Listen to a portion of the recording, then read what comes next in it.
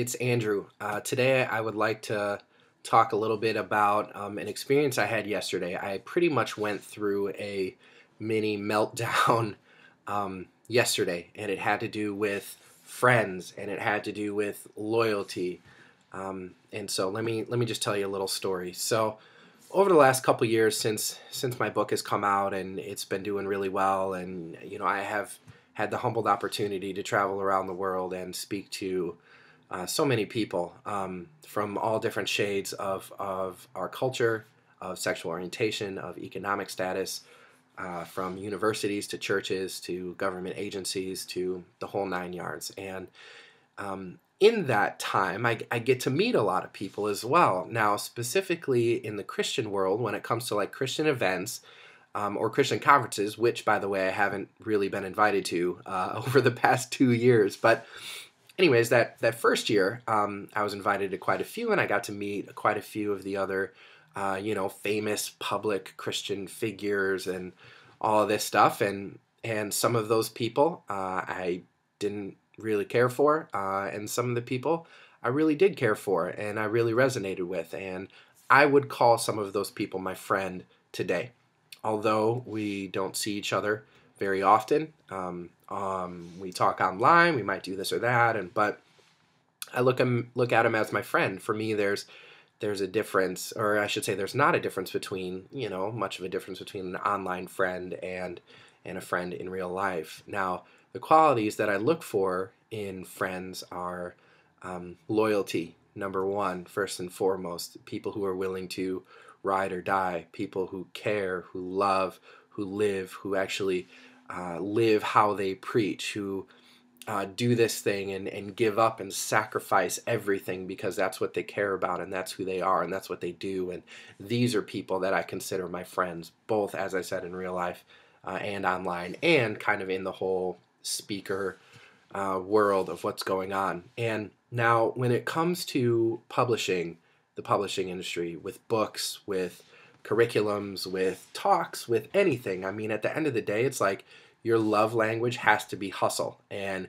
you have to get your hustle on. And there's very few and far in between people like Paul Young from The Shack who self-publish a book out of their garage, and the next thing you know, it sells 20 million copies.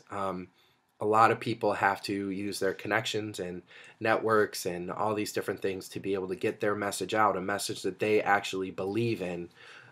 Those are people, as I said, that are my friends, people who believe in what they say, not just write things or speak about things of what they feel others would want to hear. And so recently, we had the launch of our DVD curriculum, our new one, and so I started getting in touch with some of these more well-known friends of mine. And here's the kicker, is that leading up to me talking to a bunch of them, and in fact, I talked to about 3 of them yesterday, and I didn't even talk to them about our curriculum.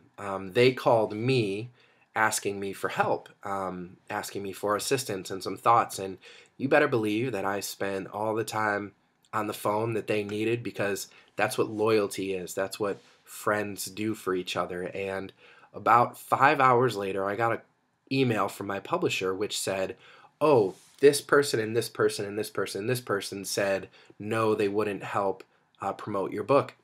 Just so happened that they were the exact same people that I had talked to earlier in that day who called me for help. And so I asked my publisher why. Why did they say no? What's the deal? I got responses like, it would hurt my brand.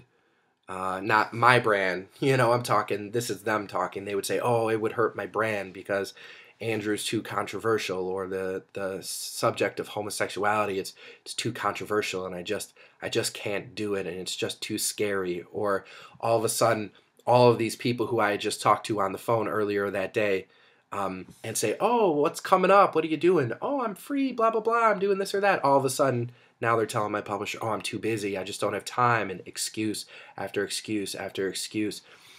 And I had a meltdown, because for me, there's nothing greater than loyalty of a friend. And I clearly see, yesterday for me in particular, why no one wants to be a part of the church. Because you know what the church does? It's loyal to you, and people in the church, I should say, it's loyal to you when they need something. And then when you need something from them, if it doesn't fit in a nice, easy category for them, what do? They chew you up and they spit you out. And they say, I'm too busy, or this would hurt my brand. You know what? Forget about your freaking brand. I don't care about it. You're going to say and you're going to do whatever you want, and that's fine. But next time you call me, you better believe I'm not going to answer. Next time you ask me for a favor, you better believe I'm not going to do it. Now, I know my heart is bitter at this moment, and I had to go. Listen, this is 24 hours after the fact, so I have calmed down quite a bit from where I was. But just know who and what is authentic in your life, in my life, in our lives, and the people who are authentic, the people who are willing to ride or die, who aren't fear-based, who aren't scared, who aren't all of a sudden too busy or too controversial, or the people who aren't too concerned about their brand. Forget you. Stay with the people who are willing to do all of those things with you, who are willing to ride or die, who are willing to be loyal, because Jesus is loyal. Not the church, not the people that represent it. Sure, there are people in that world that are loyal and that are willing, and that's nice. But across the country, for so many of these public figures who are in the public eye, who are preaching a completely different message than they're living and then they're leading. You made your bed, now you're going to have to lay in it. So I hope you enjoy trying to handle this stuff on your own. Okay. Well, for those of you who I do love, for those of you who I'm loyal to, I don't use the word friend lightly, and unfortunately too many other people do. So I hope that you out there watching this, you please make sure that you don't use that word lightly, because what comes with it is a bunch of serious stuff and serious ramifications of what it actually means to be a friend, what it actually means to be loyal, and what it actually means to show love in tangible ways when your friends actually need that help. All right? Much love.